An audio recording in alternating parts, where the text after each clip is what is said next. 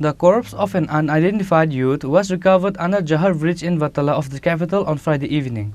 Police arrived at the location after they got the information. Later, forensic team also arrived at the location.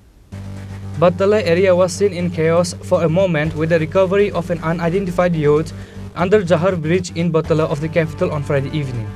Nagar police immediately arrived at the location after they got the information of the incident. Later, forensic team also arrived at the location, but the nearby people couldn't identify the people. Locals believe that this man might have died due to the overdose of drugs. Police set out their efforts to investigate the incident. দুপুর 3:15টার দিকে আমাদের কাছে একটা খবর আসে যে বটতলা ব্রিজের নিচে জহর ব্রিজের নিচে একটা ডেড বডি পড়ে আছে। সঙ্গে সঙ্গে খবর পেয়ে আমি আমার অফিসার এখানে আসি, এসে দেখি একটা বডি পড়ে আছে। তো এখানে স্থানীয় যারা আছে বা অটোস্ট্যান্ড দোকানদার কেউ তাকে চিহ্নিত করতে পারেনি, করতে পারেনি। এগুলো আমরা এফএসএল টিমকে খবর দিই, তারা এসে তাদের ইনভেস্টিগেশন করে গেছে এবং আমাদের ইনভেস্টিগেশন চলছে। আর বাকি আমার একটা তদন্ত করবো এটা কীভাবে।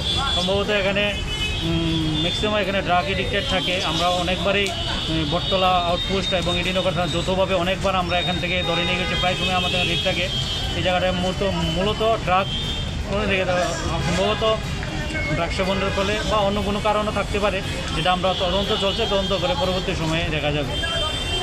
According to the sources from the locals, it is known that every day the drug addict gathered under the Battala Jahar Bridge. The corpse was sent to Agartala GB Hospital for the post-mortem after the incident. Reported by Pranav from Agartala, Chini, Khorang.